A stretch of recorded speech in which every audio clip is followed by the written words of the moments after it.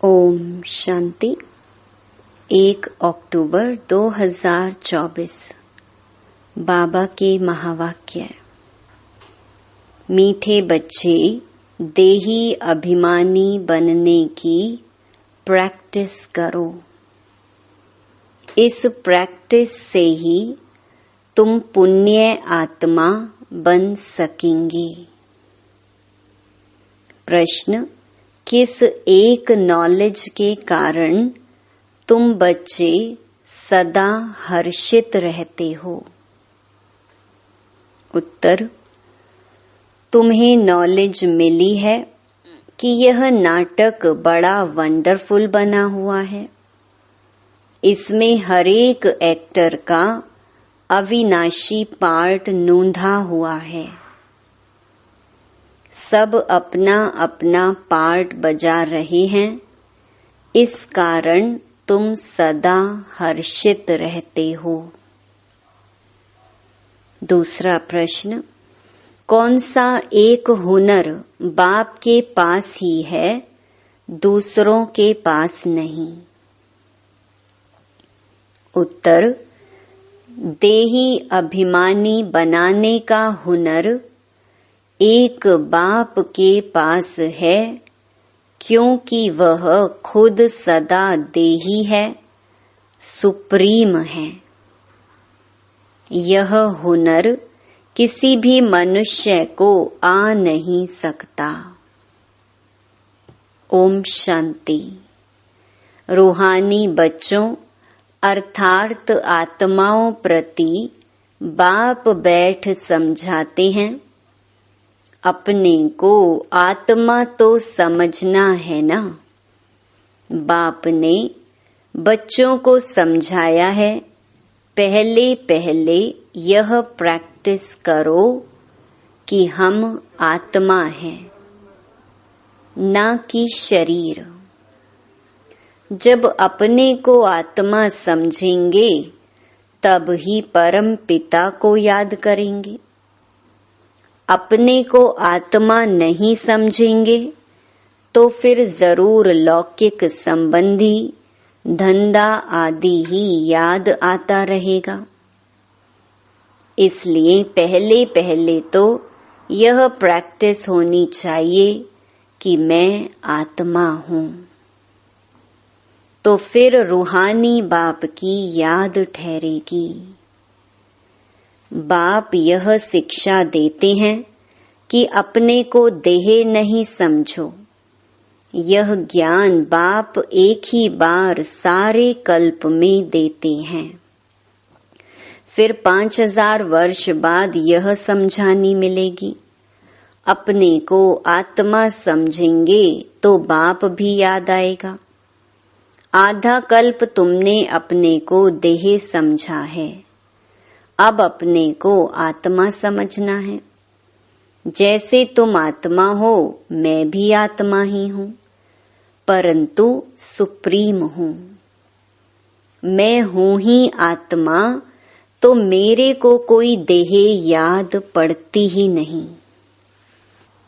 यह दादा तो शरीरधारी है ना, वह बाप है निराकार। यह प्रजापिता ब्रह्मा तो साकारी हो गया। शिव बाबा का असली नाम है ही शिव। वह है ही आत्मा। सिर्फ वह ऊंचते ऊंच अर्थात सुप्रीम आत्मा है। सिर्फ इस समय ही आकर इस शरीर में प्रवेश करता हूँ। वह कभी देह अभिमानी हो न सके। देह अभिमानी साकारी मनुष्य होते हैं, वह तो है ही निराकार। उनको आकर यह प्रैक्टिस करानी है। कहते हैं तुम अपने को आत्मा समझो। मैं आत्मा हूँ, आत्मा हूँ, यह पाठ बैठकर पढ़ो। मैं आत्मा शिव बाबा का बच्चा हूँ। हर बात की प्रैक्टिस चाहिए ना। बाप कोई नई बात नहीं समझाते हैं। तुम जब अपने को आत्मा पक्का पक्का समझेंगे तब बाप भी पक्का याद रहेगा। देह अभिमान होगा तो बाप को याद कर नहीं सकेंगे। आधा कल्प तुमको देह का अहंकार रहता है। अभी तुमको सिखाता हूँ कि अपने को आत्मा समझो। सतयुग में ऐसे कोई सिखाता नहीं है कि अपने को आत्मा समझो। शरीर पर नाम तो पड़ता ही है, नहीं तो एक दो को बुलावें कैसे। यहाँ तुमने बाप से जो वर्षा पाया है वही प्रालब्ध वहाँ पाते हो। बाकी बुलाएंगे तो नाम से ना। श्री कृष्ण भी शरीर का नाम है ना। नाम बिगर तो कारोबार आदि चल ना सके। ऐसे नहीं कि वहाँ यह कहेंगे कि अपने को आत्मा समझो। वहाँ तो आत्म अभिमानी रहते ही हैं। यह प्रैक्टिस तुमको अभी कराई जाती है क्योंकि पाप बहुत चढ़े हुए हैं। आहिस्ते आहिस्ते थोड़ा थोड़ा पाप चढ़ते चढ़ते अभी फुल पाप आत्मा बन पड़े हो।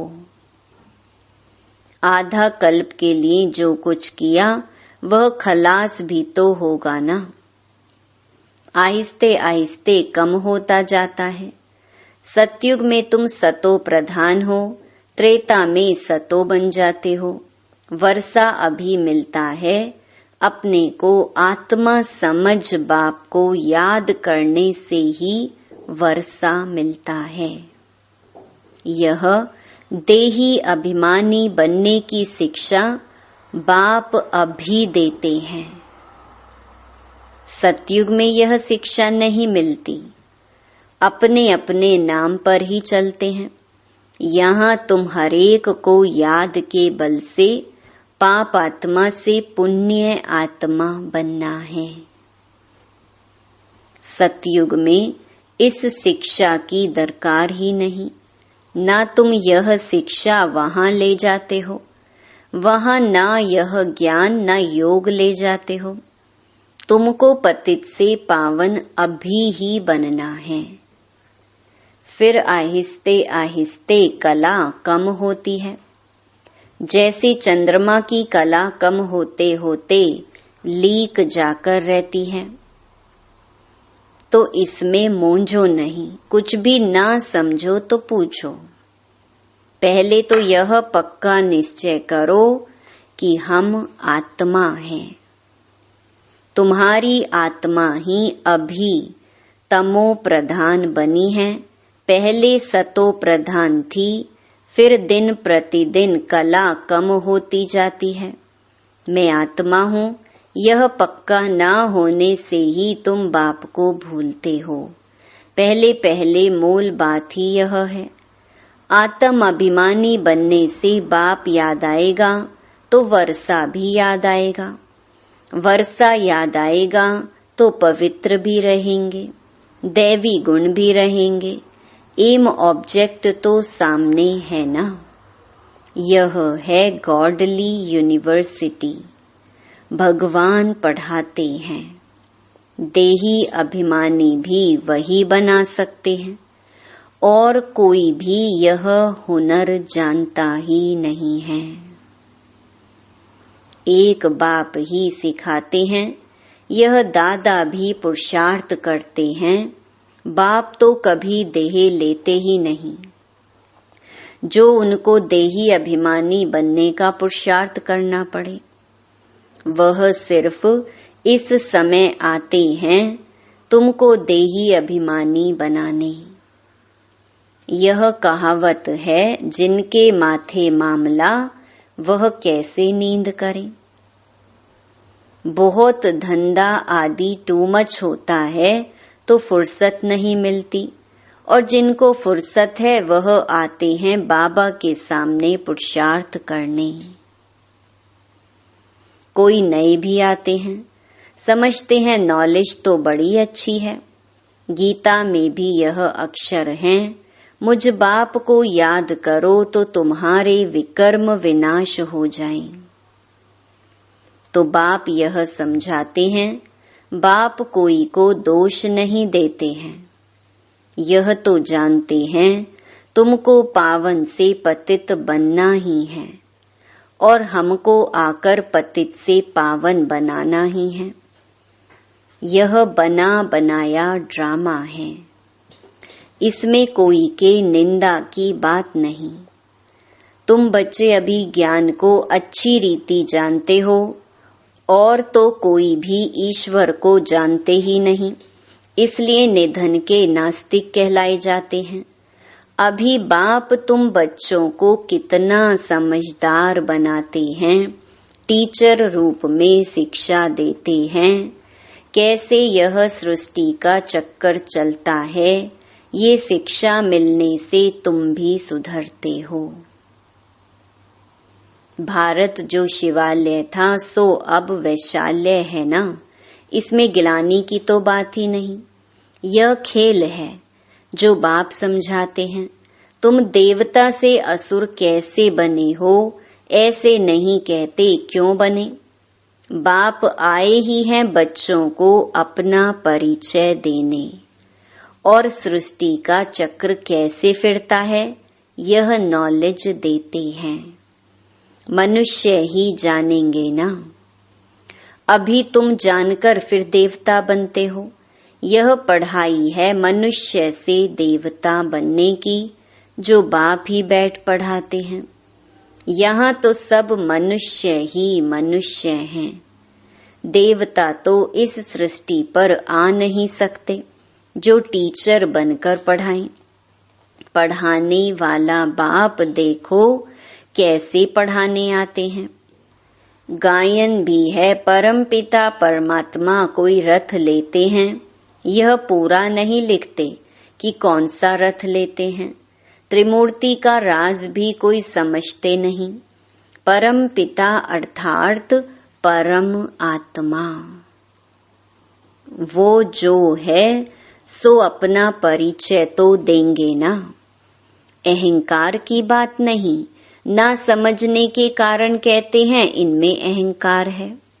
यह ब्रह्मा तो कहते नहीं कि मैं परमात्मा हूँ, यह तो समझ की बात है। यह तो बाप के महावाक्य हैं, सभी आत्माओं का बाप एक है।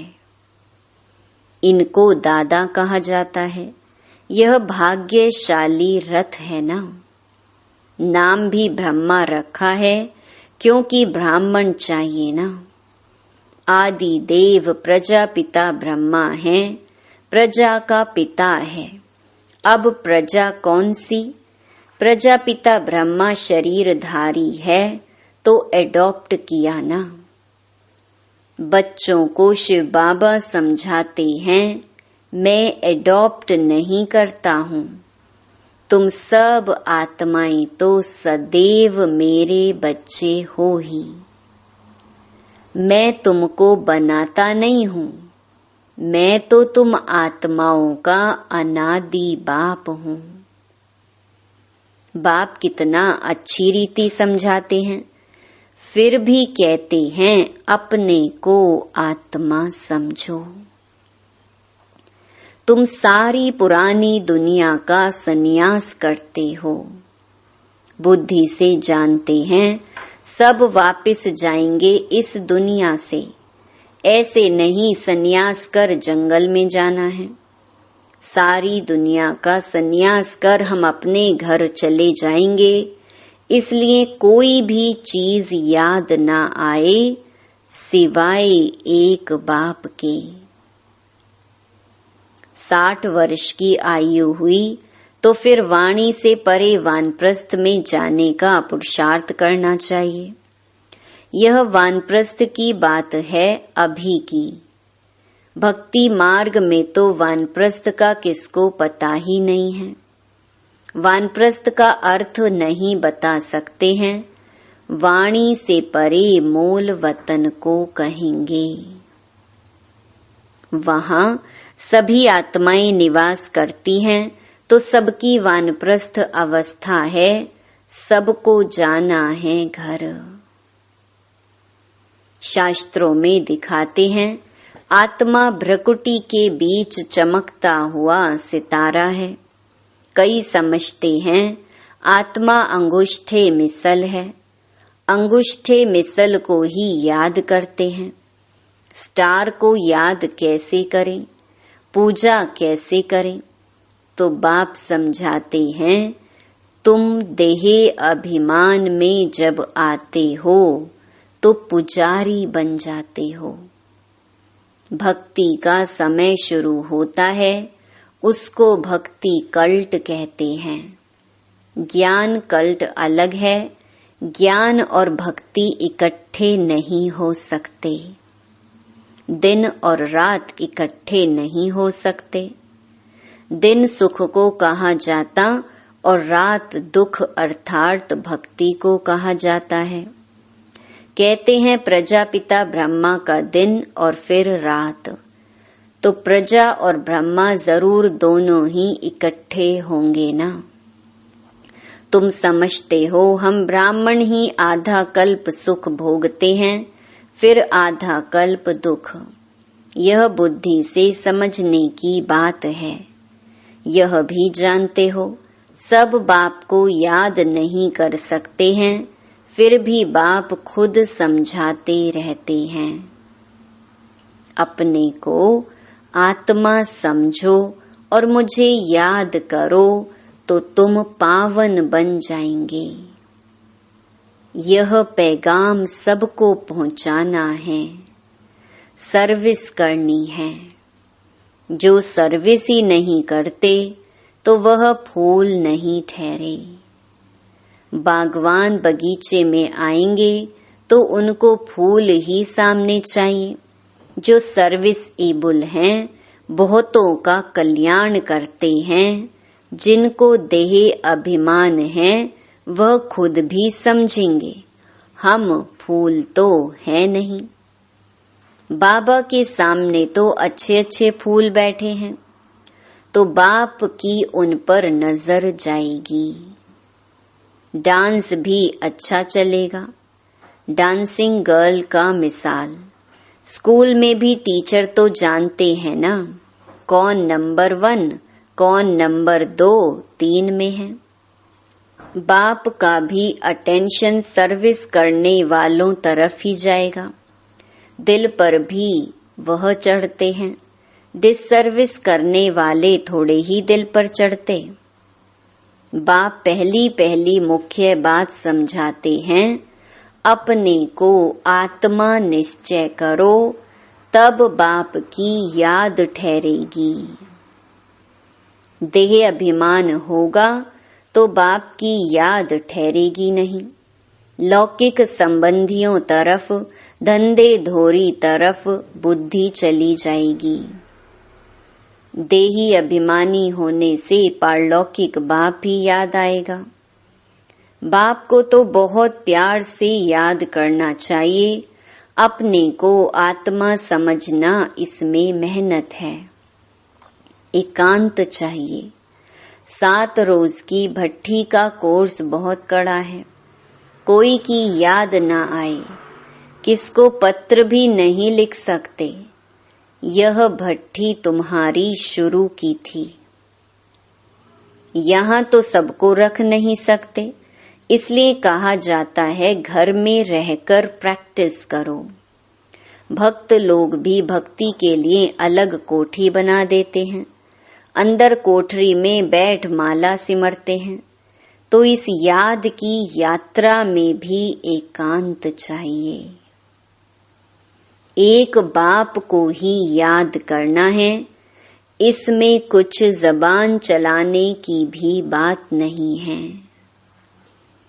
इस याद के अभ्यास में फुर्सत चाहिए। तुम जानते हो लौकिक बाप है हद का क्रिएटर, यह है बेहद का। प्रजापिता ब्रह्मा तो बेहद का ठहरा ना। बच्चों को एडॉप्ट करते हैं, शिव बाबा एडॉप्ट नहीं करते हैं। उनके तो बच्चे सदैव हैं ही। तुम कहेंगे शिव बाबा के हम बच्चे आत्माएं अनादि हैं ही। ब्रह्मा ने तुमको एडॉप्ट किया है, हर एक बात अच्छी रीति समझने की है। बाप रोज रोज बच्चों को समझाते हैं, कहते हैं बाबा याद नहीं रहती। बाप कहते हैं इसमें थोड़ा समय निकालना चाहिए। कोई कोई ऐसे होते हैं जो बिल्कुल समय दे नहीं सकते, बुद्धि में काम बहुत रहता है, फिर याद की यात्रा कैसे हो। बाप समझाते हैं मूल बात ही यह है, अपने को आत्मा समझ मुझ बाप को याद करो तो तुम पावन बन जाएंगे। मैं आत्मा हूँ, शिव बाबा का बच्चा हूँ, यह मन मनाभव हुआ ना। इसमें मेहनत चाहिए, आशीर्वाद की बात नहीं। यह तो पढ़ाई है, इसमें कृपा व आशीर्वाद नहीं चलती। मैं कभी तुम्हारे ऊपर हाथ रखता हूँ क्या? तुम जानते हो बेहद के बाप से हम वर्षा ले रहे हैं। अमर भव, आयुष्मान भव, इसमें सब आ जाता है। तुम फुल एज माना आयु पाते हो, वहां कभी अकाले मृत्यु नहीं होती। यह वर्षा कोई साधु संत आदि दे नहीं सकते। वह कहते हैं पुत्रवान भव। तो मनुष्य समझते उनकी कृपा से बच्चा हुआ है। बस जिनको बच्चा नहीं होगा वह जाकर उनका शिष्य बनेंगे। ज्ञान तो एक ही बार मिलता है, यह है अव्यभिचारी ज्ञान, जिसकी आधा कल्प प्रालब्ध चलती है। फिर है अज्ञान, भक्ति को अज्ञान कहा जाता है। हर एक बात कितना अच्छी रीति समझाई जाती है। अच्छा, मीठे मीठे सिकिलधे बच्चों प्रति मात पिता बाप दादा का याद प्यार और गुड मॉर्निंग। रूहानी बाप की रूहानी बच्चों को नमस्ते। धारणा के लिए मुख्य सार।